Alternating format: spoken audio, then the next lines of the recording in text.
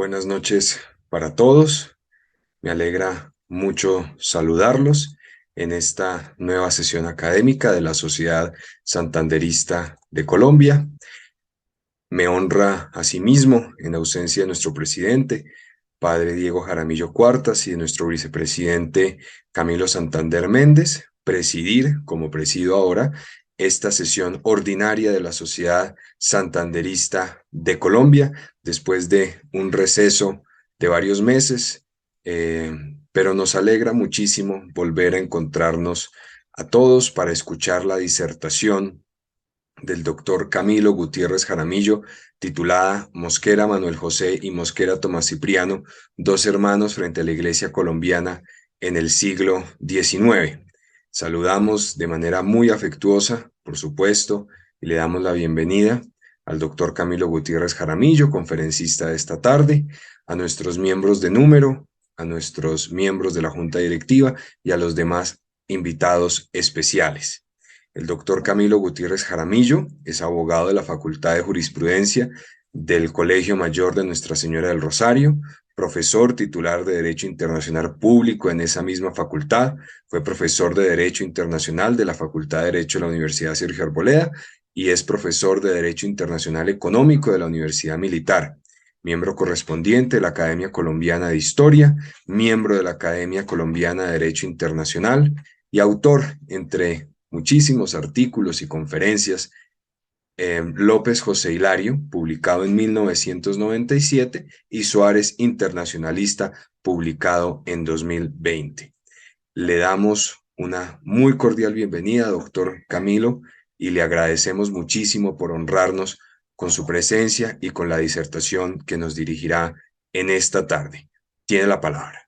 Muchas gracias, doctor Luis Felipe, muy amable. En primer lugar, pues extender mi agradecimiento al padre Diego Jaramillo por la invitación, a las directivas de la Sociedad Santanderista, a usted personalmente, por supuesto, y por supuesto también un saludo a todos los asistentes cuya trayectoria y conocimientos pues me comprometen muchísimo y pues por supuesto qué bueno poder compartir con ustedes algunas reflexiones sobre, digamos, el tema propuesto. Curiosamente, a propósito de esa investigación que cita el doctor Luis Felipe, que llevé a cabo en 1997 sobre la vida de José Hilario López, pues inmediatamente lo que aparece allí pues son esos conflictos y esos pulsos entre la Iglesia Católica de la época en Colombia y pues digamos los sectores políticos progresistas de la mitad del medio siglo que entraron en unos conflictos bastante complicados y eso me llevó por distintas razones a investigar un poco el tema a lo largo del tiempo y pues me han surgido algunas inquietudes que yo quería compartir con ustedes que resultan curiosas e interesantes. Entonces, pues digamos, he dividido la charla en 4 o 5 puntos que son, digamos, los siguientes. En primer lugar, un poco cuál es el propósito, ¿no es cierto? Entonces me detendré en el tema de la pugna ideológica entre los partidos frente al tema de las relaciones entre la Iglesia y el Estado en el siglo XIX. En segundo lugar, pues a propósito de esa curiosa paradoja, ese contrapunto que hayan sido dos hermanos que desde polos opuestos y en épocas un poco diferentes, pues hayan tenido semejante posición tan diferente respecto de la Iglesia Católica. Y eso me lleva un poco pues a hablar muy rápidamente de la familia Mosquera, pero muy tangencialmente simplemente para contextualizarla. Y luego me detendré un poco en el tema de los orígenes de la discusión en el sentido de visualizar un poco cuáles fueron los antecedentes y el desenvolvimiento histórico que condujo a que entre la Iglesia Católica y el Estado se configurara finalmente pues un régimen, un régimen jurídico y un régimen político, asunto que pues como ustedes saben fue muy traumático y de una u otra forma pues copó todos los pormenores de la historia política del siglo XIX, por lo menos hasta 1887 con ocasión del famoso concordato Vélez-Rampolla. Entonces, eso nos lleva a mirar un poco sobre el tema del patronato, lo que ocurrió después con ocasión de la independencia, el Congreso de Cúcuta, la ley de 1824, en fin, y el reconocimiento por parte del Vaticano del Estado colombiano. En fin, eso tiene sus pormenores que nos ocuparemos en un segundo. En este punto me aparece un personaje muy singular que siempre me ha llamado mucho la atención, que es don Ignacio Sánchez de Tejada. al cual quisiera hacer una pequeña mención porque de una u otra forma es protagonista entre 1824 y 1835 de ese proceso destinado al reconocimiento del Vaticano del Estado colombiano en aquella época. Y finalmente, pues son dos puntos que tienen que ver precisamente con los dos hermanos Mosquera. En primer lugar, pues Manuel José Mosquera, que pues es un personaje muy singular de la historia colombiana en el siglo XIX, porque de una u otra forma fue el que configuró en el mundo ya republicano, organizó, estructuró lo que finalmente terminó siendo la Iglesia colombiana, diría yo, con un sabor mucho más colombiano, y pues por supuesto defendiendo esa posición. Y pues bueno, lamentablemente pues tuvo que salir de la escena religiosa por los conflictos que vamos a ver a continuación. Y por supuesto aparece ese otro gran personaje que copa muchos espacios de la vida política colombiana del siglo XIX, que es su hermano un poco mayor, Tomás Cipriano de Mosquera, que pues inesperadamente con ocasión de su triunfo militar en 1860-61, pues terminó siendo pues el personaje que más impulsivamente, digamos, procedió contra la Iglesia Católica. Entonces, ese es básicamente un poco el asunto. De modo que entremos un poco en materia con base en lo que les acabo de proponer. En primer lugar, pues digamos, cuando uno examina la historia política colombiana del siglo XIX, pues encuentra varias cosas que son muy interesantes. Una de ellas, pues, es la configuración de ese mundo bipartidista que va surgiendo poco a poco en los contrapuntos políticos entre Nariño entre Nariño y Torres en aquella época de la Primera República. Y luego, pues entonces aparecen dos grandes talantes que terminan en un contrapunto, que son Bolívar y Santander. No se puede decir que sean el origen de los dos partidos, pero por lo menos allí aparecen dos cauces con dos talantes que se van configurando. Y pues posteriormente, sobre todo con ocasión de la Guerra de los Supremos entre 1839 y 41, pues entonces ya aparece un Estado mucho más autoritario, mucho más fuerte, con dos personajes que de una u otra forma fueron figuras en aquella época de lo que terminó siendo el Partido Conservador. Me refiero a Pedro Alcántara Herrán y la primera presidencia del general Mosquera. Y entonces, pues allí sí, por razones históricas, entonces se configuran los dos partidos políticos, el Partido Liberal en 1848 y el Partido Conservador en 1849.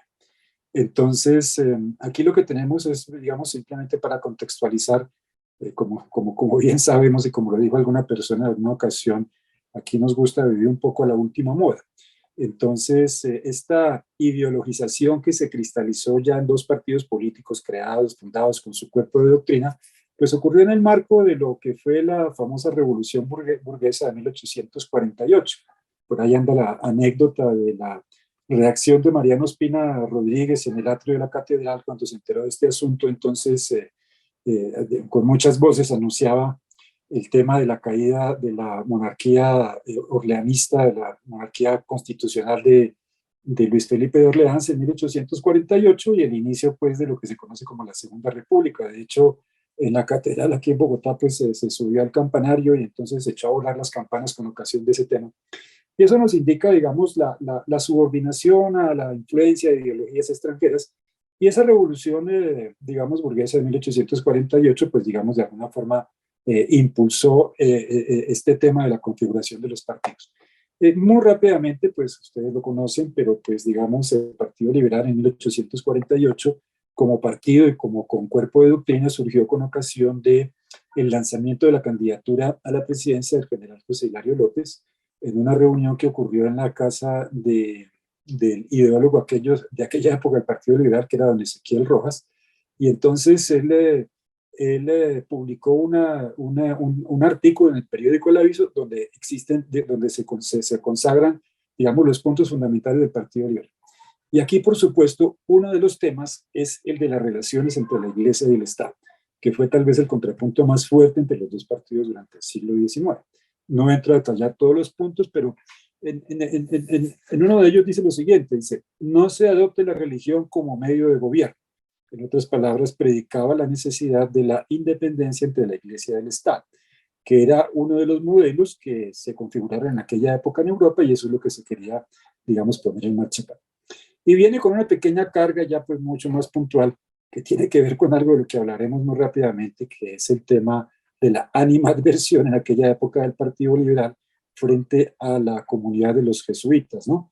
Entonces, dice así, dice, la permanencia de la Compañía de Jesús amenaza las libertades públicas y la soberanía nacional. Aseveración que no comparto, es un poquito exagerada ciertamente, pero fíjense ustedes que esto estaba en el marco de lo que ocurría en 1848. Ustedes tienen conocimiento, allá se publicó en aquellos años en París una famosa novela de uno de esos autores románticos de Eugenio Sue, que se llamaba El judío errante. Y entonces aquí aparece la Compañía de Jesús pues como una de esas, digamos, grupos recónditos que se dedican pues a la intriga y estas cosas. No comparto la aseveración, pero era el ambiente que existía en la época. Y por el contrario, la respuesta al año siguiente, en 1849, sobre todo con ocasión digamos, de 1849, con ocasión de la elección de José Hilario López a la presidencia de la República por un periodo de 4 años, en unas condiciones que históricamente pues, han sido muy controvertidas, que fue la famosa elección en el Templo de Santo Domingo, el día 7 de marzo de 1849. Entonces la respuesta de los conservadores pues, fue el famoso manifiesto de Caro y Ospina de 1949, en cuyo uno de los puntos sobre el tema de la religión pues dice que la moral es cristianismo y su doctrina civilizadora. Entonces, por supuesto, abrazan de lleno pues, las banderas, digamos, del conservatismo en el marco de la defensa de la religión católica, por supuesto. Entonces, fíjense ustedes todo lo que ocurre en la segunda mitad del siglo XIX, esos encuentros y desencuentros que tenían que ver con el tema religioso. Entonces, esa es, digamos, como la primera apreciación de construcción de país en el marco de los desencuentros ideológicos, y por supuesto me centraré en el tema de las relaciones entre la Iglesia y el Estado en primer lugar.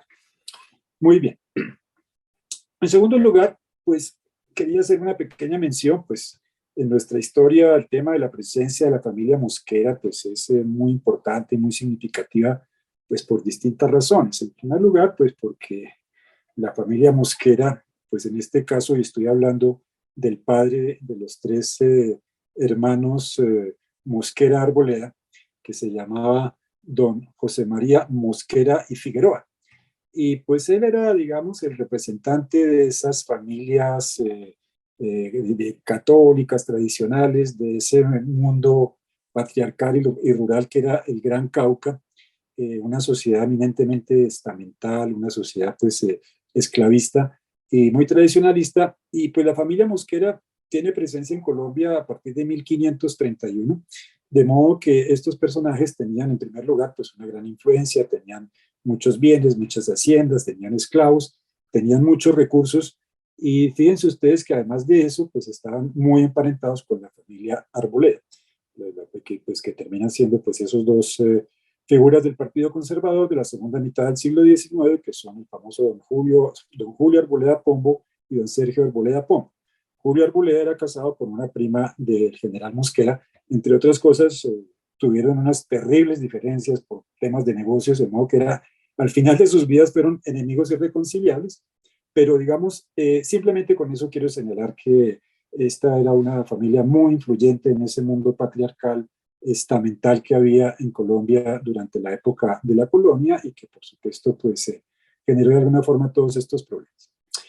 El señor don Joaquín, no, perdón, don José María Mosquera y Figueroa es el padre de 4 hermanos que tuvieron un papel muy descollante en nuestra historia. Su hermano mayor, que fue don Joaquín Mosquera, pues que fue presidente de la República de Colombia en 1830, en ese momento efímero, cuando se convocó el Congreso Admirable y se produjo la renuncia del Libertador, pues entonces Bolívar, que terminó siendo muy amigo del padre de la familia Mosquera, don José María, porque pues lo acogió con mucha generosidad en Popayán, pues terminaron siendo muy buenos amigos. Y pues además de eso, pues por los méritos que tenía don Joaquín Mosquera, fue presidente. Esa presidencia pues fue muy efímera, pues porque por supuesto con la salida de Bolívar de Bogotá, lamentablemente todo ese núcleo autoritario y militarista venezolano pues entonces terminó dando un golpe de estado, que fue el del general Rafael Urdaneta, Con lo cual se inicia lamentablemente la primera gran guerra civil colombiana, de las 9 grandes guerras civiles que postraron a nuestro país durante el siglo XIX y que nos impidieron pues tener un mejor escenario de progreso y bienestar. Pues esa es la verdad. Eso terminó en 1831, entonces tenemos este primer personaje. En segundo lugar tenemos a don Tomás Cipriano de Mosquera. Él nace por allá en 1797, 98. Muy curiosamente es muy contemporáneo de los otros dos personajes payaneses que actuaron en la política con él, a veces en encuentros y a veces en desencuentros, que son José Hilario López y por supuesto el general José María Obato. En tercer lugar, en el año de 1800 nacieron otros dos hermanos que son gemelos además, que son Manuel José Mosquera y el otro que era su hermano gemelo, que también se llamaba Manuel Mosquera. No tengo presente el nombre. Ese fue diplomático y fue muy destacado y por supuesto pues hacía parte, digamos, de esta familia que terminó siendo, digamos, muy influyente. Entonces aquí tenemos a los dos hermanos que protagonizan este curioso desencuentro durante el siglo XIX. Entonces, era ese el comentario que quería hacer y por supuesto, pues los dos terminan llenando unos espacios muy importantes en el escenario político y religioso colombiano del siglo XIX. Muy bien, entonces, pues con base en eso, quisiera mirar rápidamente y compartir con ustedes, digamos, los elementos que permiten predicar cuál fue el régimen escogido para la presencia y, digamos, la constitucionalidad y el régimen legal de la Iglesia Católica durante el siglo XIX. Esto hace que me remonte pues a una época anterior muy rápidamente, no quiero fatigarlos con muchos datos, a una figura que terminó siendo la más controvertida en la primera mitad del siglo XIX, que es la figura del patronato. Y con esto, pues entonces los antecedentes de estos pues son muy remotos, tienen que ver básicamente pues con poco con la contemporización que hizo Constantino en el siglo IV respecto de la religión católica y posteriormente en ese mismo siglo, a finales de ese siglo, no tengo la fecha exacta, pero es el edicto de Teodosio, si no estoy mal, en el cual ya se oficializó la religión católica en el mundo romano y después vino la discusión acerca de si esa conversión tuvo algún efecto en la decadencia, la caída del Imperio Romano, pero puntualmente lo que hay que señalar aquí es que en el siglo VI, pues ya después de la caída del Imperio Romano, ocurrió el fenómeno que todos conocemos, consistente en que los grandes y dilatados espacios territoriales del Imperio Romano fueron ocupados por lo que ellos llamaban los pueblos bárbaros, que sabemos cuáles son, los que son, digamos, los francos, los anglos, los sajones, los visigodos, los vándalos, los lombardos, etcétera. Y entonces esos territorios al frente de estos pueblos terminaron siendo ni más ni menos pues, que los actuales estados europeos. Pero aquí el punto que llama la atención es que en aquella época, siglo VI, estos estados se convirtieron al cristianismo. Entonces, esto tiene un gran efecto. Fíjense ustedes que en el caso nuestro, pues estamos hablando del famoso Concilio de Toledo, en los tiempos de los visigodos en España, en el año 589, en que pues hubo ese tránsito del arrianismo al cristianismo, en la época del rey Recaredo. Y lo mismo sucedió en Francia y en los otros estados. Y esto permitió configurar eso que se conoce como la Comunidad Católica de Estados Occidentales. Entonces, aquí lo que tenemos es que, por supuesto, esos estados ya católicos terminan teniendo una sujeción al sumo pontífice, al Papa, razón por la cual el Papa termina siendo para estos estados una persona muy influyente, muy acatada, la que resuelve los conflictos entre todos estos estados. Pero entonces aquí aparece un fenómeno muy curioso y es que pues el Papa, visualicémoslo allá en Roma, de una u otra forma, no dispone de los recursos logísticos, no dispone de los recursos económicos, no alcanza a llegar a aquellos territorios donde se está expandiendo el cristianismo en estos estados para impulsarlo, Entonces, eso condujo a la configuración de esa curiosa figura que hoy día está un poquito olvidada, pero que fue tan controvertida, que es el tema del patronato. Entonces, que era ni más ni menos que asignarle a los monarcas de la época una serie de funciones con base en las cuales en la práctica el manejo de la iglesia y los asuntos puntuales de la iglesia, le correspondía llevarlos a cabo era a los monarcas y no al Papa. Y entonces, pues eso creó esa curiosa figura que, digamos, fue mucho más enfática y mucho más configurada, digamos, en el caso español. Por supuesto, pues bien lo sabemos, en el siglo octavo, 711, 714, que llegaron los árabes a España, pues entonces muy rápidamente coparon el territorio de lo que actualmente es España. Y aquí tenemos un enfrentamiento, fíjense ustedes, entre dos grandes culturas, los árabes y el reino de los visigodos, y no solamente las dos grandes culturas, sino el choque de dos grandes religiones, que son, pues, por supuesto, la religión musulmana y la religión cristiana. Entonces, por supuesto, inmediatamente, pues entonces viene la reacción de los españoles que inician en ese siglo el combate y la lucha para la recuperación de su territorio. Estamos hablando de Luis Felipe, me acordará el nombre de la batalla de Don Pelayo, que era la batalla de Covadonga, ¿no es cierto? Que es un poco como el inicio de la nacionalidad española para los españoles. Don Pelayo es un poco como esa rebeldía que permitió enfrentar a los musulmanes y empezar esa prolongada y larga guerra que terminó el 2 de enero de 1492 con la toma de Granada. Entonces, aquí en este escenario bélico es donde se configura con mayor claridad el tema del patronato, en el sentido de que a medida que iban avanzando los monarcas españoles, desplazando a los árabes, pues por supuesto había que reemplazar las mezquitas por iglesias católicas y organizar la iglesia católica, y el Papa estaba muy distante. Entonces aquí se hacía mucho más característico el tema del patronato. Entonces, en aquella época, el patronato se configuraba más o menos con cuatro grandes facultades que son muy distintas. En primer lugar, la decisión sobre la construcción de las iglesias le correspondía era a los respectivos monarcas. Ellos decían dónde se hacían, dónde se construían, en qué condiciones, y no la iglesia, porque estaba, digamos, muy distante. Entonces, eso sin duda es muy influyente. En segundo lugar, era ni más ni menos que el tema de la designación de los prelados, obispos, sacerdotes, párrocos, cosas por el estilo. Entonces, lo que sucedía es que esos personajes tenían que de alguna forma ser adictos al respectivo monarca, razón por la cual en el marco del patronato, entonces quien presentaba los nombres o el nombre del respectivo prelado era el monarca, y simplemente el Papa lo que hacía era que lo ratificaba. Entonces, fíjense ustedes que la designación no era directa del Papa, sino que había ese tema de la presentación que de alguna forma sobrevivió durante muchísimos años.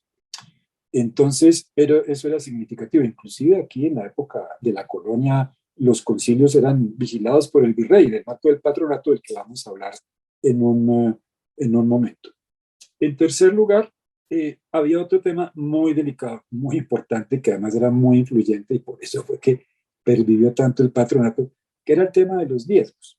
Entonces, era ni más ni menos que la fuente de financiación para la conservación y mantenimiento del culto, que en este caso esos diezmos, pues por supuesto en aquella época había unas creencias pues mucho más sólidas que hoy día, y pues los católicos pagaban los diezmos religiosamente a propósito de la religión, y esos dineros eran percibidos, pues por supuesto no por el papado, sino por la corona española, y simplemente destinaba eso para el sostenimiento del culto, pero al mismo tiempo era un recurso financiero y fiscal muy importante, y eso siempre fue importante.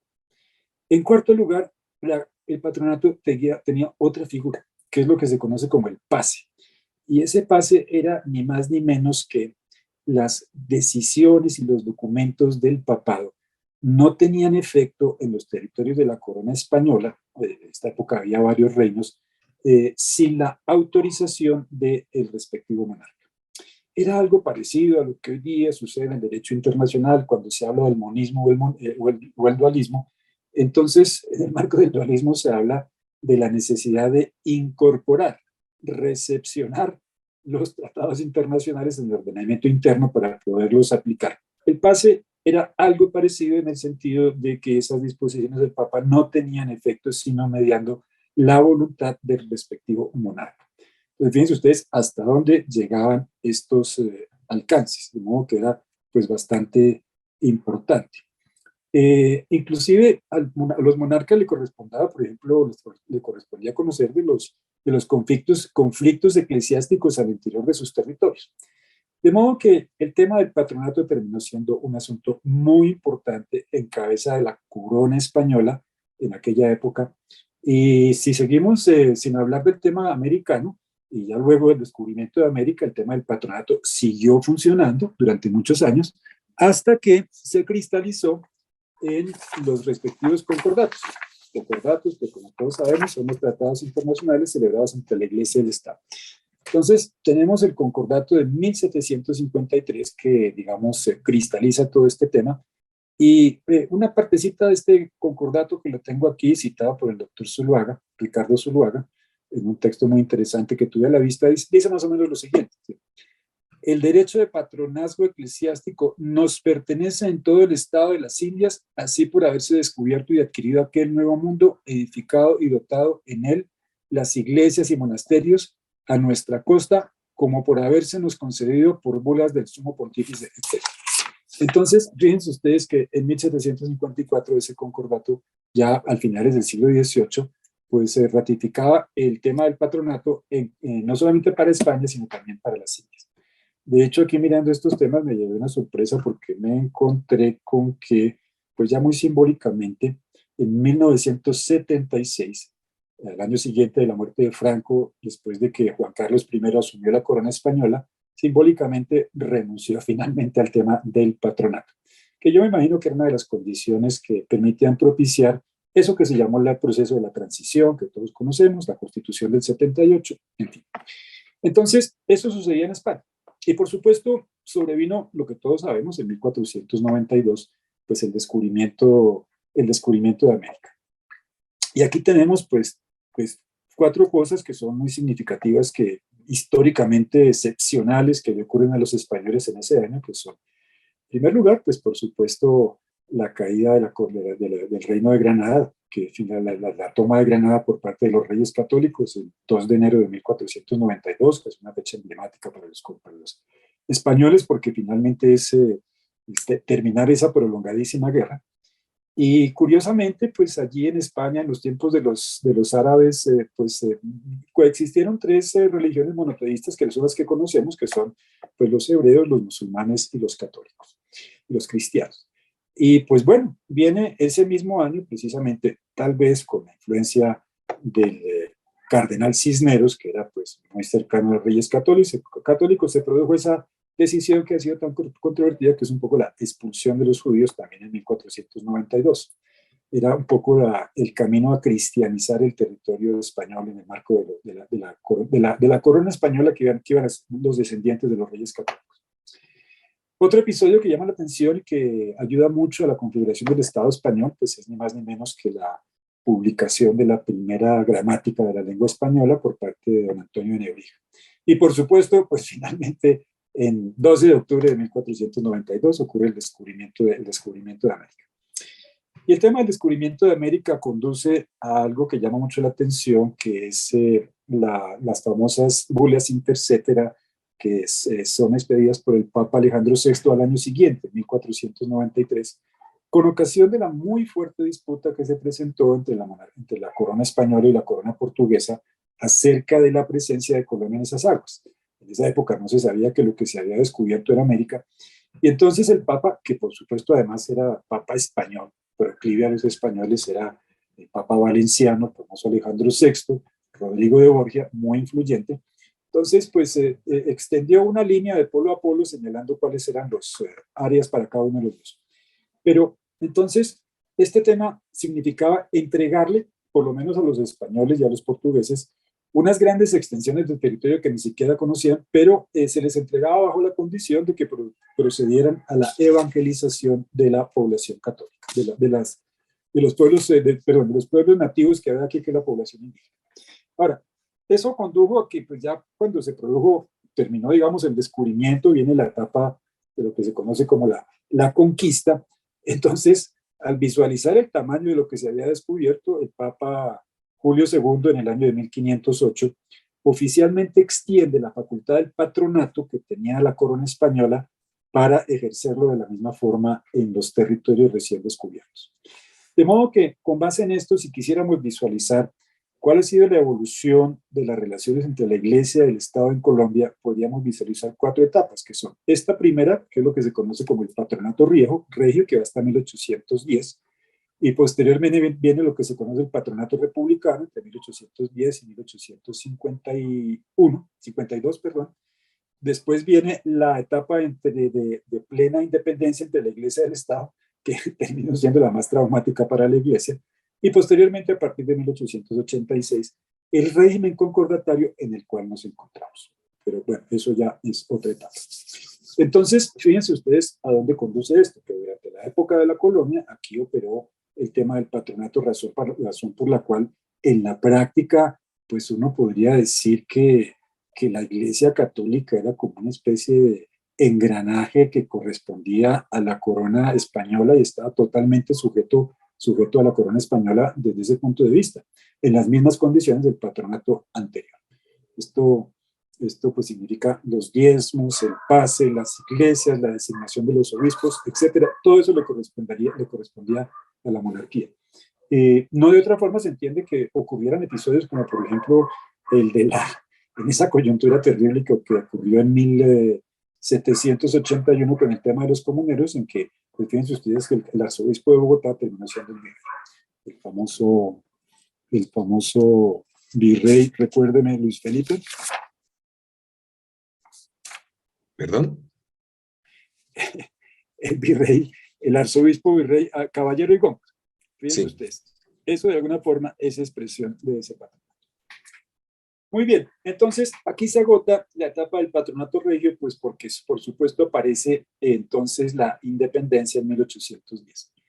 Y en 1810 pues ocurre algo bastante bizarro, consistente en que pues las nuevas autoridades lo que hacen es predicar o reivindicar para sí la facultad del patronato, acudiendo a un razonamiento que pues el Papa nunca compartió y nunca lo reconoció, que es decir que las nuevas autoridades han reemplazado a la autoridad que antiguamente ejercía la corona española, razón por la cual entonces se extiende la facultad del patronato a las nuevas autoridades, cosa que siempre fue objeto de grandes discusiones, pero uno lo entiende desde el punto de vista de que las nuevas autoridades, en esta primera fase, que fue la Primera República, entre 1810 y 1816, pues hay que tener en cuenta que el tema del patronato era muy, muy importante, porque pues obviamente había párrocos adictos al monarca y párrocos adictos a las nuevas autoridades.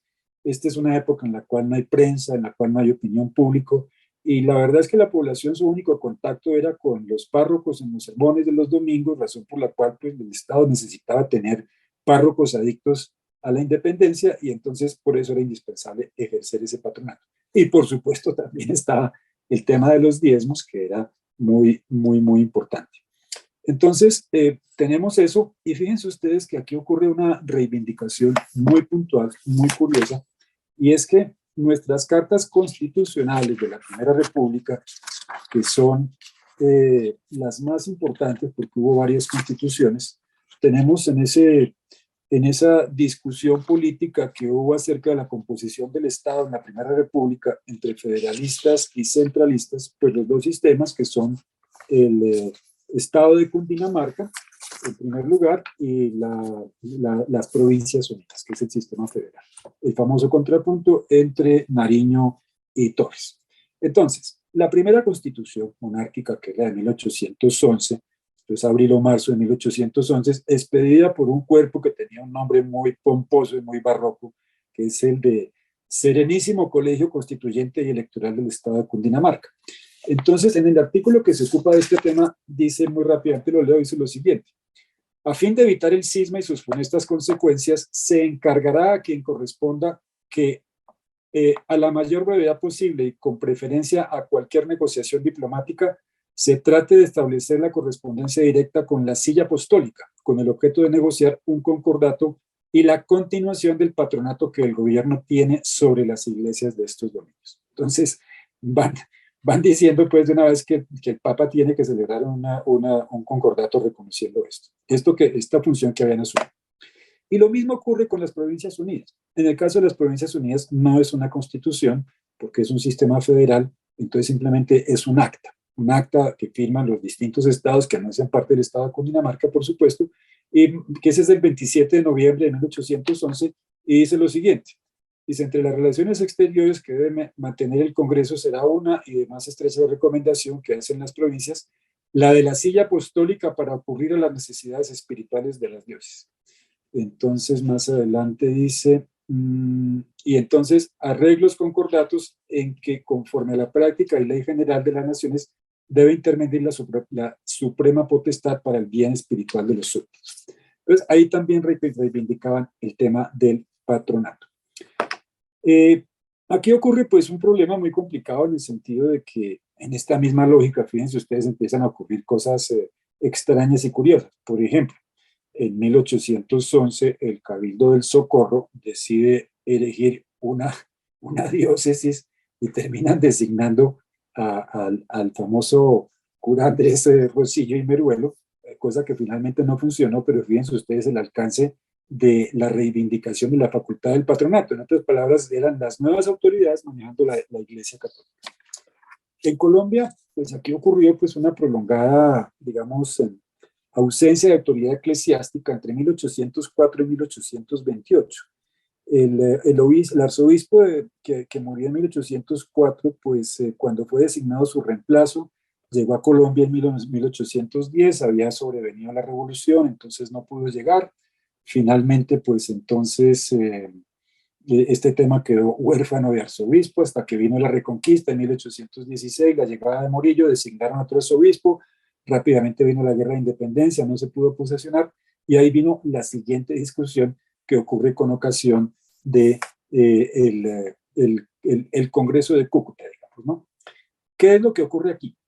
Aquí me encontré con algo muy curioso, y es, por ejemplo, que digamos, y estamos hablando de 1819, que es un año pues muy significativo porque pues ahí ocurre el tema de la batalla de Boyacá, que significa la derrota militar de los españoles en el centro del país, pero los hilos venían desde Venezuela en el sentido de que a principios del año Bolívar muy hábilmente, con un golpe político, decide convocar lo que se llama el Congreso de Angostura, y pues después hace su movida estratégica que le permite venir al centro del país en Colombia, ganar la batalla de Boyacá, etc.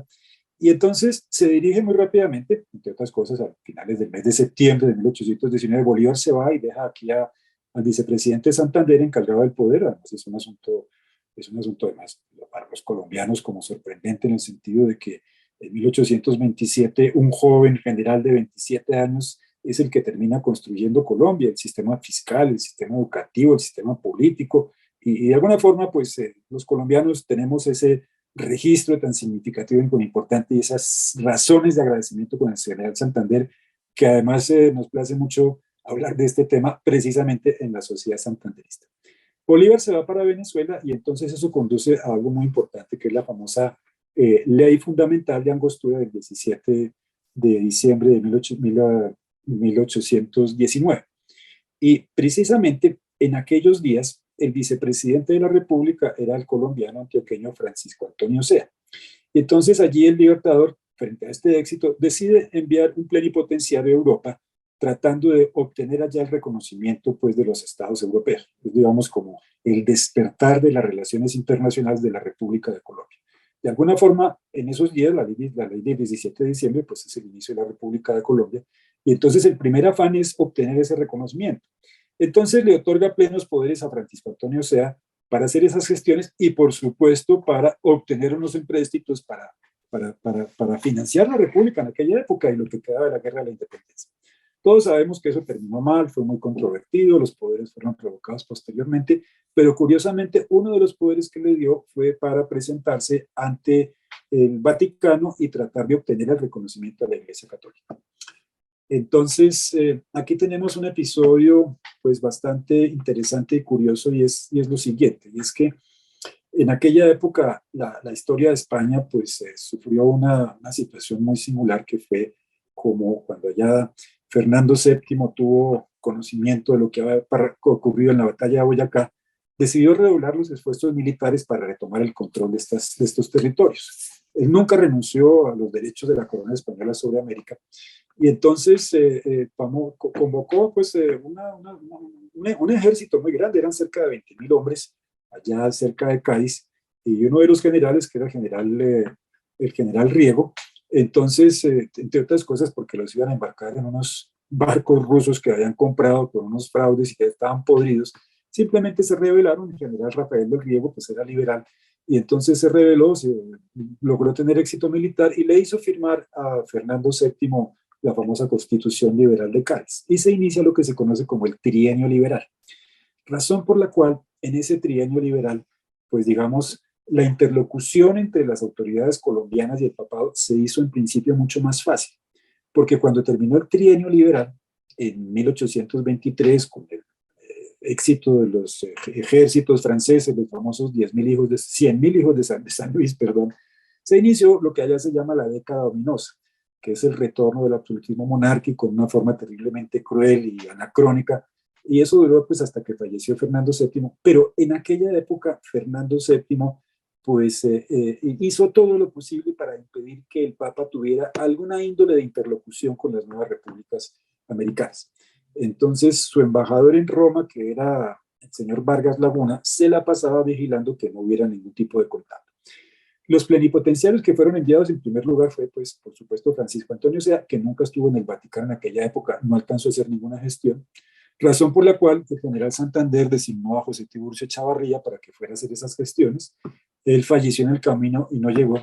Y finalmente, entonces, se le otorgaron poderes a un personaje singular que fue el que terminó tramitando el reconocimiento de la Iglesia Católica del Estado colombiano.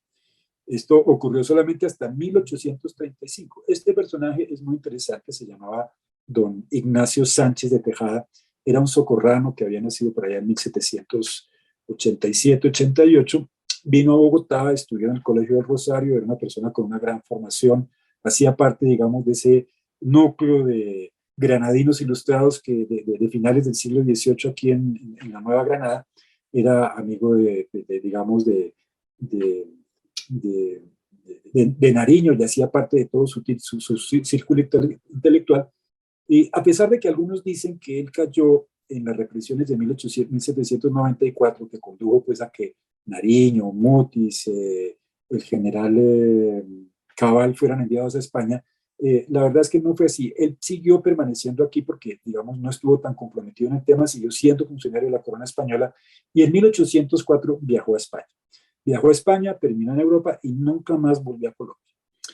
Y entonces, estando en España, pues entonces ocurrieron 3, 4, 5 años después, pero los episodios de 1808, que fue, pues terminaron en la abdicación de Carlos IV y en la abdicación de Fernando VII y en la ocupación del territorio español por parte de Napoleón.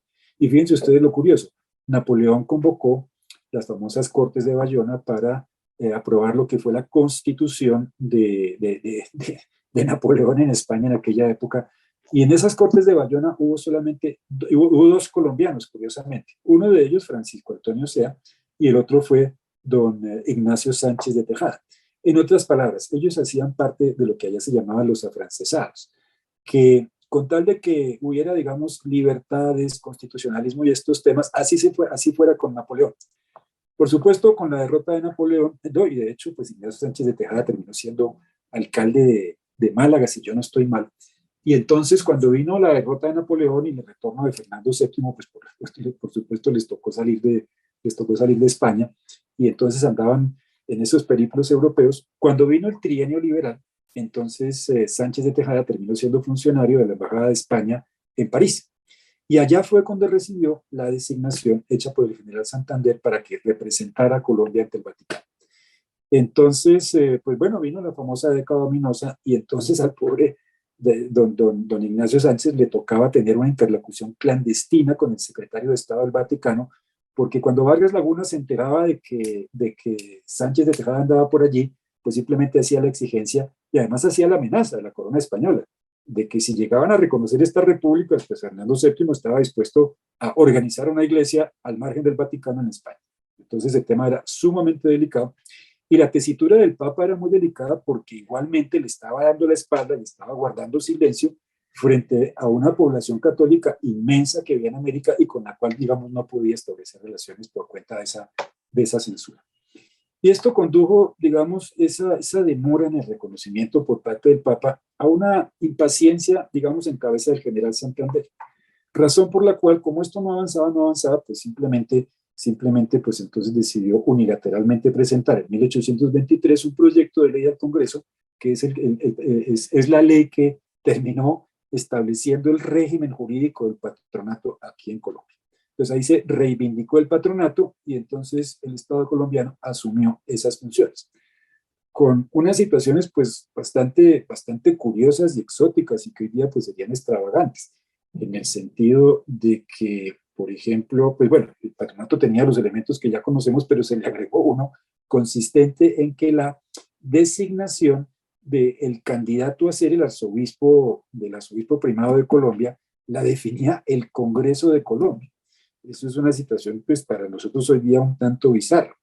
Esto condujo en 1828 a la designación del primer arzobispo en la etapa republicana, que fue Fernando Caicedo de Flores, que había sido pues prócer de la independencia, adicto a las instituciones republicanas, fue rector del Colegio Mayor del Rosario, y entonces imagínense ustedes, o sea, la imagen es bizarra, imagínense ustedes quienes aspiren a ser arzobispos cortejando a los congresistas, como hace hoy día pues los magistrados de la Corte Constitucional o el candidato a la Contraloría o a la Procuraduría, es un poco extraño. Lo cierto es que el Congreso designó a Fernando Caicedo y el Papa simplemente, pues para no dejar esto al garete, pues entonces lo confirmó. De modo que el primer arzobispo fue el señor Fernando Caicedo, elegido por el Congreso. Entre tanto, y hago un pequeño paréntesis, me devuelvo, entonces en España lo que terminó por ocurrir es que en 1833 Fernando VII falleció y esto permitió que terminara felizmente la labor de Ignacio Sánchez de Tejada porque se obtuvo el reconocimiento del Estado Vaticano, del Estado colombiano en 1835. Fue una larga labor a Ignacio Sánchez de Tejada, yo creo que el Estado colombiano está en mora de darle un reconocimiento porque fue algo muy importante ese reconocimiento. Reconocimiento que no entrañaba la aceptación del Papa del tema del patronato porque eso pues no funcionaba. Y esto condujo a que pues ya después de 1830, 1831 y 32, en 1832 falleció el arzobispo Caicedo de Flores. Y entonces vino el proceso para la designación del nuevo arzobispo y gran sorpresa, el nuevo arzobispo terminó siendo ni más ni menos que don Manuel José Mosquera, que a estas alturas tenía 32 años, era tremendamente joven y pues había tenido una carrera muy brillante. Él, pues, su familia, pues como decíamos, tenía muy buenos recursos y entonces en la etapa dura de la Guerra de la Independencia, su padre lo mandó a Quito con su hermano, allá se formó, estudió muchísimo, se formó como jurista, volvió a Popayán, se ordenó sacerdote con una gran formación, terminó siendo párroco de una parroquia en Popayán. Eso lo llevó ni más ni menos que a ser rector de la Universidad del Cauca y por supuesto a tener ya una figura nacional, de modo que en 1834 fue designado por el Congreso como candidato a ser confirmado por el Papa como arzobispo, de modo que fue el segundo arzobispo republicano y allí estuvo hasta 1852. De modo que aquí aparece un personaje muy interesante, muy significativo porque hizo varias cosas. Primero, un gran cubrimiento en el sentido de que anduvo muchísimo por todas las parroquias y las diócesis de Colombia. En otras palabras, haciendo presencia, organizando, articulando, estructurando todo lo que iba a ser a la hora de la verdad, pues la iglesia colombiana ya en el nuevo régimen. Entonces, eso era muy interesante. Por supuesto, para su posesión, en el marco de la ley del concordato, le tocó jurar fidelidad a las instituciones del Estado colombiano. En esa parte, pues, era ese régimen del patronato republicano, un poco bizarro, pero así le tocó hacer. En segundo lugar, llevó a cabo una labor muy interesante que era el de la educación del clero. Entonces, había amplios sectores de Colombia donde los clérigos tenían una formación muy precaria y eso hacía pues que su labor misional pues no tuviera el alcance que se quería, entonces se preocupó muchísimo por eso. En tercer lugar, se preocupó mucho por mejorar el tema de la educación en Colombia. Entonces, en eso trabajó muchísimo. Inclusive, esa fue la razón por la cual en 1840-41, al terminar la Guerra de los Supremos, cuando ya pues se apuntaló un régimen mucho más conservador, gracias a la derrota de los liberales, digamos, pues entonces con el ministro de Educación que tenía el presidente de la época, que era el general Pedro Alcántara Herrán, entonces su ministro de Educación era Mariano Espina Rodríguez, entonces decidieron traer nuevamente a la Compañía de Jesús en 1840-41, cosa que resultaba pues muy controvertida frente a lo que después fueron los liberales, ¿no? Existían esas leyendas sobre el tema. La Compañía de Jesús, como todos sabemos, pues fue expulsada de España por la famosa pragmática sanción en 1767 y pues por supuesto pues, la corona española ocupó lo que llamaban las temporalidades, que fueron todos los bienes de los jesuitas. Uno de los temores que había en aquella época con la vuelta de los jesuitas era que el temor de que llegaran y reivindicaran la entrega de las propiedades que habían perdido en 1767, cosa que no ocurrió. Ahí está, ahí está el Palacio de San Carlos, fíjense ustedes, en cabeza del Estado colombiano, de modo que eso no pasó. Pero pues, digamos, fue una de las cosas que impulsó el arzobispo Mosquera. Otro tema fue tratar de regularizar las relaciones entre el Estado colombiano y el papado desde el punto de vista de tratar de celebrar un concordato en que se lograra regular el tema del patronato o atenuar el tema del patronato o eventualmente acabar con el tema del patronato. Pero el Estado se aferraba todavía a eso, de modo que no lo logró. Inclusive uno de los temas que le tocó manejar al arzobispo Mosquera muy complicado fue la relación con el nuncio que fue designado por el Papa en 1835 con ocasión de la iniciación de las relaciones, que fue Monseñor Balufi, que después fue cardenal. Y en esa época, pues, digamos, la jerarquía eclesiástica en el Vaticano, pues, era terriblemente antiliberal. Entonces, pues, a Monseñor Balufi le parecía que un arzobispo que había en Bogotá, que era respetuoso de las instituciones republicanas, que había sido designado por el Congreso, pues era una cosa inaceptable. Y había aquí digamos, unos reductos, sectores fundamentalistas, promonárquicos, etcétera, que le hicieron la vida imposible al arzobispo Mosquera. Entonces, entre el arzobispo y el nuncio se produjo un terrible conflicto muy complicado y muy difícil. Y finalmente, pues lo que ocurrió es que pues vino un terrible tránsito, pues terrible no, sino un natural, digamos, tránsito político que ocurrió a finales de esa década, en la década de los 40, en 1848, a propósito de lo que estamos mencionando, que fue la llegada del Partido Liberal al poder en 1849. En condiciones pues muy, muy controvertidas, ¿no? Esa fue la famosa elección del 7 de marzo que eligieron a José Hilario López, que en principio, digamos, había mayoría de los conservadores, que era Rufino Cuervo y el señor Gori, tenían más votos, pero estaban divididos, razón por la cual, mediando además una situación insólita que fue el ingreso de los miembros de las llamadas sociedades democráticas, que estaban pues a favor del general López, al recinto del Templo de Santo Domingo, donde se llevaban a cabo las elecciones, donde hubo amenazas, puñales, todas estas cosas. Y entonces ahí está el famoso voto de Mariano Espina Rodríguez, decía, voto por el general José Hilario López para que no asesinen al Congreso. Y existía, pequeño paréntesis, un gran temor, y es que en aquel mismo año en Venezuela ocurrió un episodio terrible que fue el ingreso de las tropas de Monagas a la Asamblea venezolana, donde asesinaron a muchísimos parlamentarios. Una cosa terrible, ¿no? Yo no sé, tal vez de ahí sacó el señor Trump esas ideas, Pepe, de avasallar al Congreso, y entre otras cosas allí pereció un personaje muy ilustrado que fue el señor Santos Michelena, que había negociado el primer tratado con Venezuela. Pero bueno, entonces existía ese fantasma. Y por supuesto, ahí lo que ocurría es que la llegada de los liberales al poder, pues de una u otra forma entrañó un cambio en la política frente a la Iglesia, pues muy significativo, que significaba varias cosas. Primero, pues fíjense ustedes, el tema de la expulsión de los jesuitas. Segundo, el tema de tratar de, aquí ya pues era una época más moderna, terminar con el tema del patronato, estableciendo un régimen de plena independencia entre la Iglesia y el Estado. Y entonces, antes de que eso sucediera, ocurrió un episodio pues lamentable en 1852, y es que se había expedido una ley, que además es una situación totalmente bizarra, a la luz de la cual entonces los párrocos en Colombia debían ser designados por votación popular. Imagínense ustedes las situaciones, es como si hoy día en Bogotá los párrocos los eligieran por votación popular, pues una situación muy bizarra. el presidente le ordenó al arzobispo que convocara las elecciones. Por supuesto, no las convocó, ni mucho menos porque estaba opuesto a eso. Y entonces, inmediatamente, el Congreso entonces inició un proceso contra el arzobispo. O sea, el designio era expulsar al arzobispo.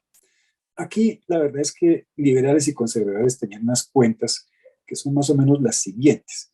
Es que en 1840, al terminar la famosa Guerra de los Supremos, pues el arzobispo se excedió un poco en la celebración de la derrota de los liberales, ¿no?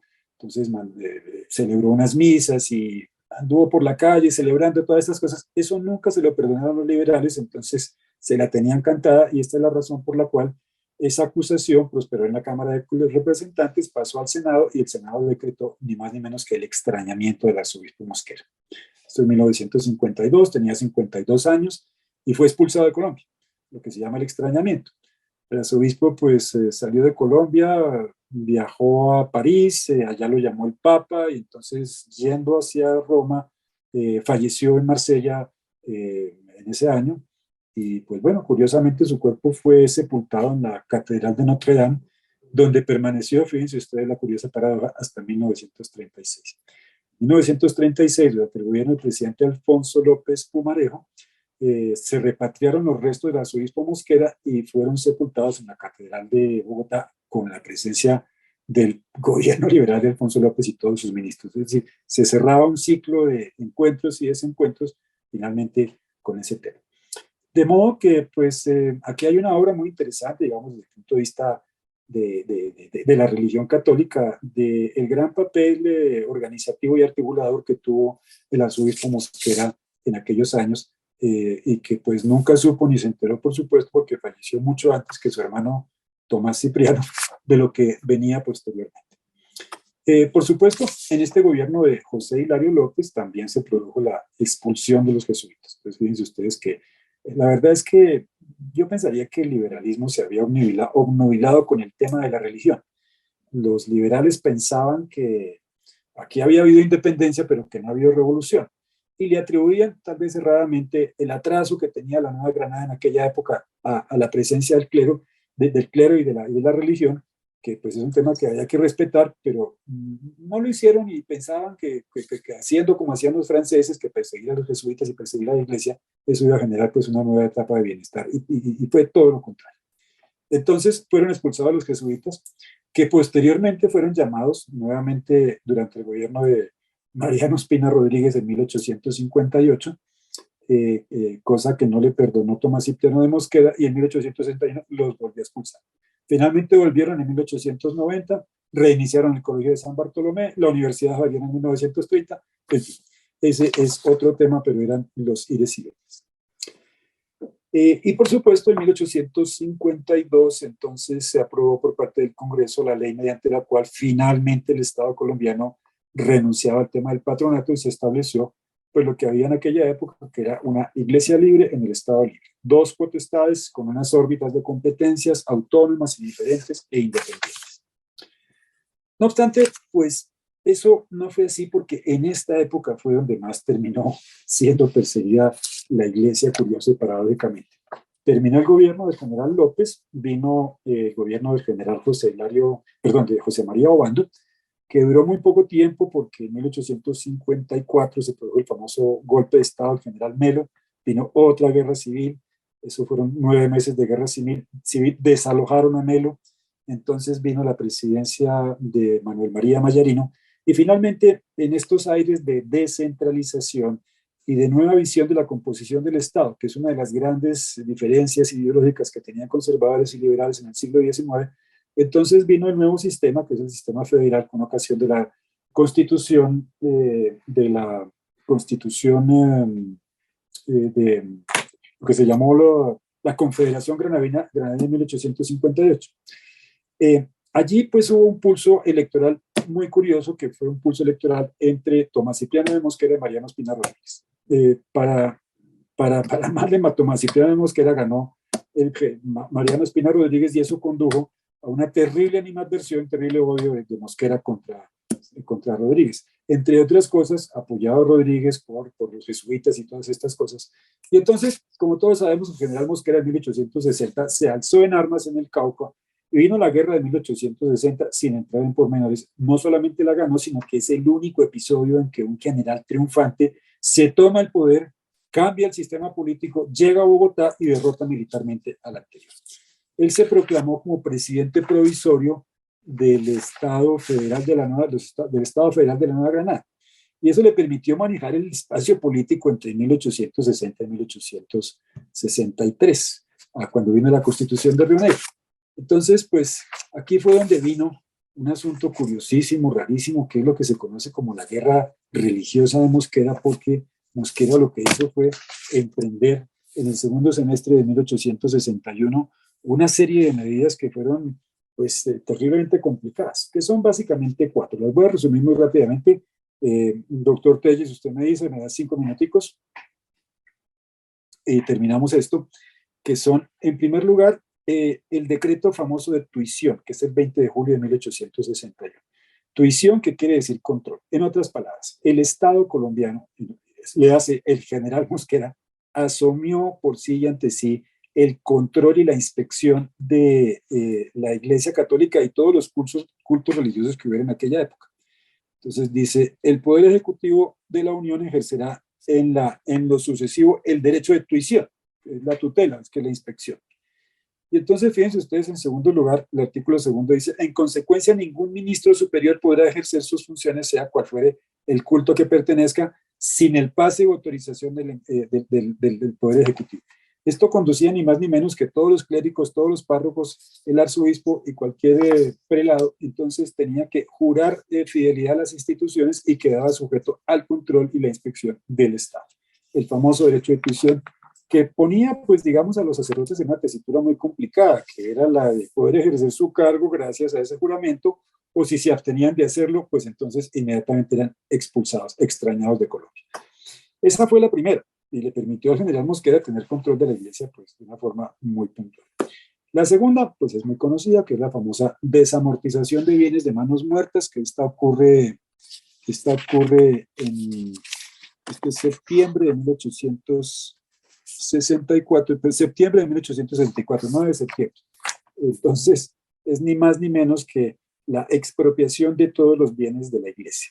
El decreto de Mosquera después es muy drástico, ¿no? Dice lo siguiente: todas las propiedades rústicas, urbanas, derechos, acciones, capitales de censos, sus frutos, servidumbres, etcétera, que tienen, administran como propietarios o que pertenezcan a las corporaciones civiles y eclesiásticas, entonces se adjudican en propiedad a la nación. O sea, una expropiación a gran escala.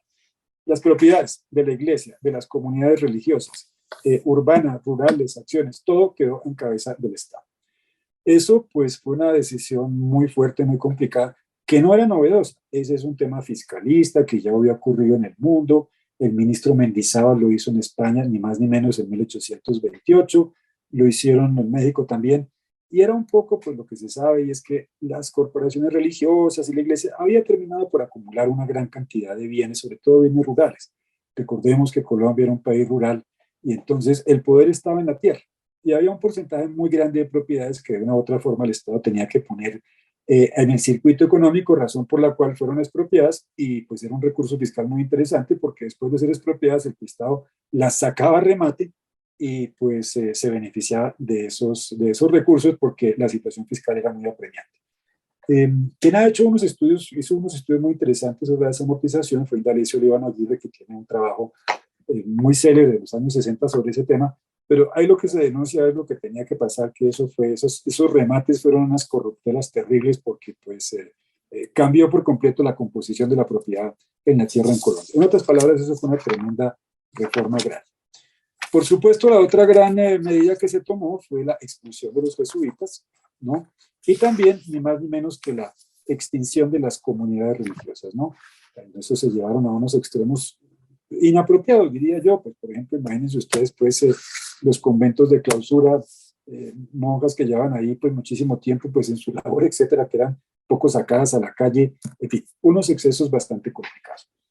Creo que me he excedido, doctor Telles, simplemente termino el cierro manejando este curioso y extraño contrapunto de dos hermanos muy influyentes en épocas diferentes, uno defendiendo la iglesia y el otro, digamos, atacando la iglesia.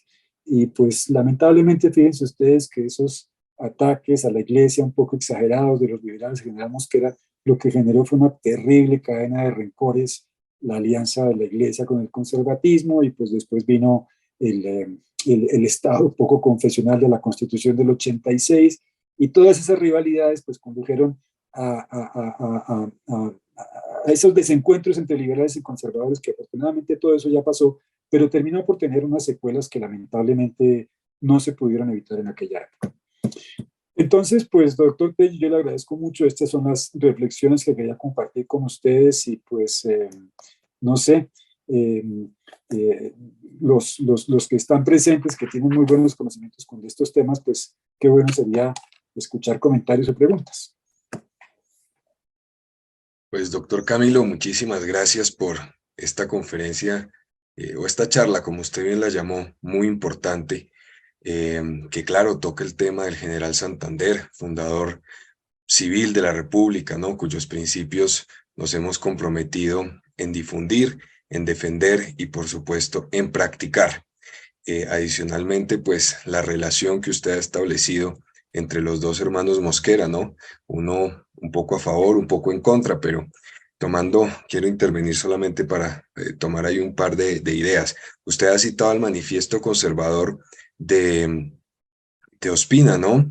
De Caro y Ospina, que efectivamente es el acta de fundación del Partido Conservador. Líneas más adelante dice que cero haber sido amigo o enemigo de Bolívar, Santander, de Rodríguez, de Azuero, etcétera, no hace a nadie conservador ni anticonservador, como tampoco lo hace liberal ni antiliberal, porque pues evidentemente tanto Bolívar como Santander y como Mosquera y como tantos otros en distintos tiempos promovieron ideas conservadoras como anticonservadoras y liberales como antiliberales, porque en cada momento hubo una necesidad pues que ellos quisieron conjurar, quisiéramos entender de la mejor forma posible.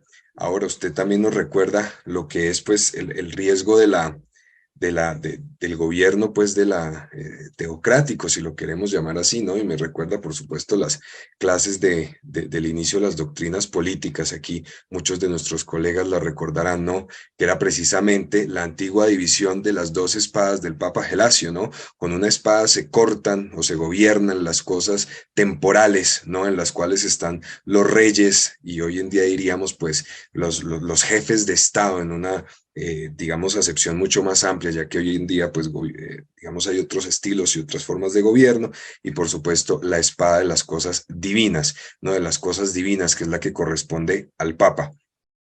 En definitiva, pues creo que ha sido una conferencia muy enriquecedora que nos recuerda, pues por supuesto, las bases de la República, lo que como usted bien llama fue la transición, ¿no? De la época virreinal a la época republicana, una época republicana también a veces tropezada precisamente por personalismos, por otras ideas que algunos quisieron defender, ¿no? En algún momento el centralismo, el federalismo, después la Constitución del 86 que pues digamos, nos propuso una nueva forma de república que era pues reconstitutiva, etcétera. Bueno, supremamente interesante. De manera que le agradezco muchísimo en nombre de la Sociedad Santanderista de Colombia y por supuesto de su junta directiva, de su presidente y pues yo, quien soy su secretario general, por habernos participado estos conocimientos en esta tarde. Quiero entonces ofrecerle la palabra a los asistentes. Me imagino que Carlos Felipe Castrillón, Inés Arias, y por supuesto el doctor Monroy seguramente, no sé si Enrique, en fin, tendrán algunas apreciaciones sobre esta importante conferencia y alguna pregunta sobre el particular, de manera que les ofrezco la palabra para que participemos un poco, ahora que hemos reactivado pues nuestras sesiones académicas después de un periodo un poquito largo, pero que ha sido provechoso para nuestra sociedad y efectivamente pues nos alegra mucho estar en esta tarde reunidos. No nos extendamos demasiado porque avanza la hora, pero les ofrezco la palabra. El doctor Oscar Monroy y no sé si Inés y Carlos Felipe, en fin, el doctor Oscar Augusto nos ha pedido también la palabra. Entonces, doctor Oscar Monroy, por favor, su intervención. Muchas gracias, doctor Luis Felipe. Excelente, me gustó mucho, doctor Camilo Gutiérrez Jaramillo, Muchas Es gracias. una exposición muy concentrada en una familia muy destacada, 1531 en adelante, allá en el Cauca, se hicieron supremamente fuertes económicamente a través del esclavismo, entre otras cosas, las haciendas en barbacoas, el oro, explotación, etcétera. Pero una de las cosas, no voy a hablar de la religión porque quedamos muy enterados de la gran labor de el arzobispo Mosquera y quien hubiera sido, si no hubiera fallecido, nuestro primer cardenal en Colombia, porque él iba era a eso, a hablar con el Papa y hubiéramos tenido desde esa época nuestro cardenal primado. Me llama la atención de estos hermanos que estudiaron Tomás Cipriano, que toma el nombre de Mosquera. Y Tomás Cipriano fue el menos estudiado de esos cuatro hermanos, siendo los dos últimos mellizos. Paradójicamente, fue 4 veces presidente de este país. En ese periodo del 45 al 49 fue elegido por el Congreso e hizo varias cosas importantes. Estableció el sistema métrico decimal. Hablamos de hectáreas, hablamos de kilos, hablamos de gramos, etcétera. Idea que trajo el general Santander de Francia. Lo mismo que trajo de Francia el general Santander la división política del país por departamentos. Y hoy Francia son departamentos y Colombia somos departamentos. Ya no hay intendencias ni comisarías, todos somos departamentos. Y otra cosa interesante fue la iniciación del Capitolio, una de la democracia, el Congreso. Comenzó la construcción de toda esta. Y otra que es menos conocida es que entró en contacto con el presidente de la época de los Estados Unidos y este señor presidente de Estados Unidos lo mandó a hablar con el secretario de Estado y comenzaron a hablar de un tema que a mí me ha apasionado siempre, la construcción del canal interoceánico. Y comenzaron a hablar sobre este tema en esa época, es decir, fue el de los pocos presidentes, por no decir el único, que comenzó a unir el Atlántico con el Pacífico. Tan es así que hizo el tren de Panamá. Sí, Y es una de esas labores que desconocemos, pero que fue supremamente interesante para el país. Tuvo esa visión. Más luego, más adelante, Estados Unidos se interesó y tuvimos el episodio del Excess que había construido el canal de Suez, pero a nivel. En 1869 se inauguró el canal interoceánico y aquí se comenzó en esa década del 70-80 la construcción del canal de Panamá, pero la ICES no tenía ni la ingeniería ni la tecnología tal y todo eso. Y eso es tema de otra exposición, el fracaso de esa parte. Finalmente se reduce a la guerra de los 1000 días. Panamá se separa de Colombia por Belisario Porras, perdón, un médico patriota que se llevó a Panamá y ya tenía, entre comillas, apalabrado la construcción del canal con los Estados Unidos que inauguraron en 1914. Entonces, el general Tomás Cipriano de Mosquera tuvo esa visión tantos años, como más de 60 o 70 años, de la construcción de ese canal. Muchísimas gracias, doctor Camilo Gutiérrez, y esperamos en una próxima cuestión hablar más del canal interoceánico. Con mucho gusto. Gusto saludarlo, Oscar. Muchas gracias. Gracias. Gracias, doctor Oscar. Antes de darle la palabra al doctor Oscar Sotomayor, la intervención de nuestra académica Inés Arias, además miembro de nuestra junta directiva. Por favor, Inés. Luis Felipe, para agradecerle al conferencista su recorrido por la historia y por una historia bastante antigua. Yo quiero hacer énfasis en eso, a propósito, ¿no? Ese recorrido del patronato llevándonos a los árabes, a los musulmanes, a todas esas transiciones que tuvo España y que ahora nosotros las estudiamos. Luego llegar a esa época del patronato republicano y de los, digamos, transformaciones e intervenciones que hizo Santander con respecto al patronato. Con esto y con las diferencias y las guerras entre federalistas, centralistas, 1848, Ospina Rodríguez, todo eso es uno lo que observa más allá de las ideologías políticas y de las convenciones personales que nosotros podamos tener, es observar cómo una sociedad se está buscando su camino, se está transformando y tiene ensayos muy fuertes, unos ensayos que pasan por la guerra civil, y eso sí es muy lamentable, porque las guerras, y nosotros tenemos bastante experiencia de eso en el presente, las guerras son lo más difícil y es lo más destructivo de una sociedad, porque una sociedad es para estar juntos y para estar juntos en unas cosas mínimas que es el Estado, pero cuando se está en guerra, las leyes vuelan, ya sea dicho, ya sea visibilizado o no. Entonces yo, a través de la conferencia del académico Camilo Gutiérrez, lo que veo es ese esfuerzo de las élites por estructurar un Estado, porque también quiero decir que los indígenas estaban por fuera. Y voy a meter que una cuña, donde no estuvieron por fuera fue en Francia, donde en 1872 se publicaron por la editorial Maisonneuve las gramáticas indígenas. ¿Y cuál era la admiración de los filólogos?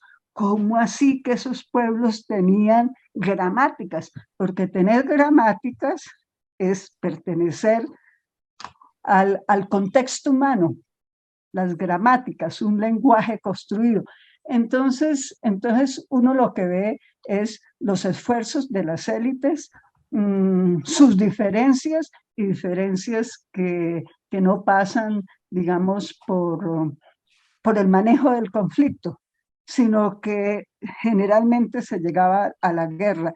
Y es bueno para mí, y yo digo también, yo creo que para todos nosotros como colombianos, tener en cuenta esta historia que también se puede decir que es la historia de la guerra, a ver si la podemos desarticular en una forma, pues haciendo el camino, porque eso no se desarticula, los odios y las ideologías uno no las desarticula de un momento para otro.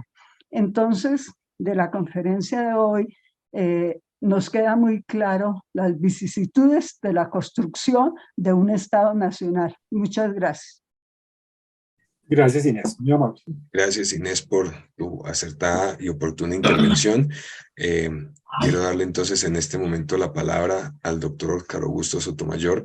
Bienvenido a la Sociedad Santanderista de Colombia, primera vez que nos acompaña, de manera que le extendemos nuestro saludo más cordial y le damos la palabra.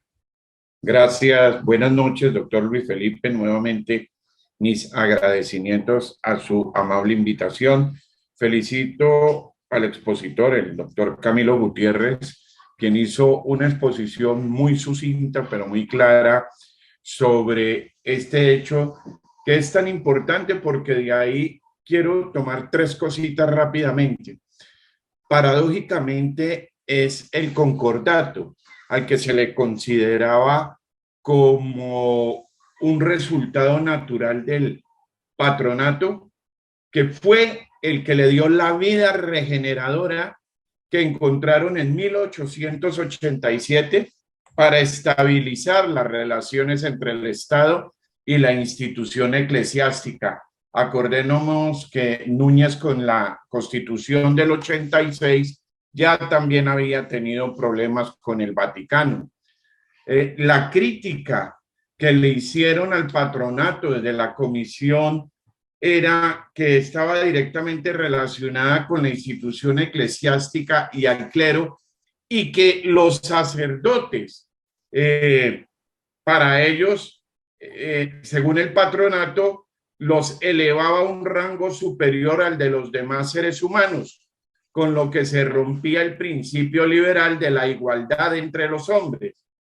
Pero el clero se había acostumbrado también a ser juzgado por los jueces especiales de la misma confraternidad, con leyes tolerantes forjadas a propósito para mantenerlos en una condición superior a las de los hombres, según palabras de Camacho Roldán. 2. De esa guerra de los supremos, recordemos que sale presidente Juan José Nieto como presidente de la Federación de Bolívar o de Cartagena para ese entonces, pues fue presidente de la República muy ligeramente, se dice que 6 meses, siendo, bueno, esa es la discusión, el primer presidente afrodescendiente. Otros dicen que de afro no tiene nada sino indígena, pero Tomás Cipriano de Mosquera se erige como grado 34 del Supremo Grado para no quedar por debajo de Juan José Nieto, que era el grado 33 y Supremo Gran Comendador de este grado en la masonería. Los jesuitas en Cartagena, hay una historia muy entretenida, tomaron partido por Juan José Nieto y se fueron en contra de Mosquera. Ese es otro datico importante. Y tercero, que definitivamente es claro que Tomás Cipriano de Mosquera y sus 2 hermanos desde muy pequeños tenían una relación muy estrecha con la casa de José Hilario López, ya que ellos jugaban desde muy pequeños también en la hacienda del Coconuco. Gracias y maravillosa exposición. Muchas gracias. Muy amable, muchas gracias. Muchas gracias, doctor Óscar Augusto. No sé si alguno de los demás asistentes quiere realizar alguna intervención. Parece que las hemos agotado todas. Enrique. Claro que sí. Por favor, Enrique. Solo, bueno, muy interesante, doctor Gutiérrez, la presentación. Solo, no sé si lo mencionó porque hubo un momento en que se me dañó aquí el sonido. El hecho de que Tomás Cipriano de Mosquera fue quien inició la comisión coreográfica de Agustín Codazzi. Él la decretó, no la realizó, la realizó José Hilario López, pero él fue quien inició la comisión coreográfica con, como lo interpretamos, la intención de seguir los esfuerzos de Mutis y después de General Santander, cuando trajo a la misión SEA, a los investigadores de la misión SEA, de estudiar la naturaleza colombiana en toda su extensión. Otro hecho interesante de don Tomás Cipriano. Muchas gracias. Sí, señor. Muchísimas gracias, Enrique, miembro de Número y por supuesto miembro honorario de la Sociedad de Ciencias Exactas, etcétera. Pues realmente nos sentimos muy complacidos de haber tenido esta asistencia tan significativa en esta tarde. Con la Junta Directiva hemos pensado precisamente, ya que se han tocado otros temas adicionales, ¿no? Aquí está la comisión coreográfica, está precisamente la modernización de la educación en Colombia, en fin, hoy se han tocado digamos, número importante de temas para ser tratados y agotados en esta sociedad, ¿no?, santanderista de Colombia, tan necesitada precisamente nuestra patria de los postulados que en su momento sirvieron a sentar las bases de la República. Entonces, por eso queremos invitarlos a todos. Ya por lo menos el doctor Oscar Monroy ha presentado una propuesta de trabajo para que los demás miembros presentemos distintos temas a fin de reactivar todas las reuniones mensuales de nuestra sociedad con planteamientos muy serios. Entonces quiero transmitirles esa invitación de la Junta para que nos las envíen por el correo electrónico, como ha sido habitual, de manera que las podamos discutir y podamos volver a estas reuniones tan importantes y también avancemos en reuniones presenciales. Doctor Camilo, muchísimas gracias por esta conferencia tan importante que cargaremos, por supuesto, a nuestro canal de internet y difundiremos oportunamente. Y a todos los demás miembros, amigos e invitados de esta tarde, nuestro saludo afectuoso, nuestro agradecimiento por su presencia tan distinguida y tan honrosa, y nos veremos en una próxima oportunidad. Una feliz noche para todos.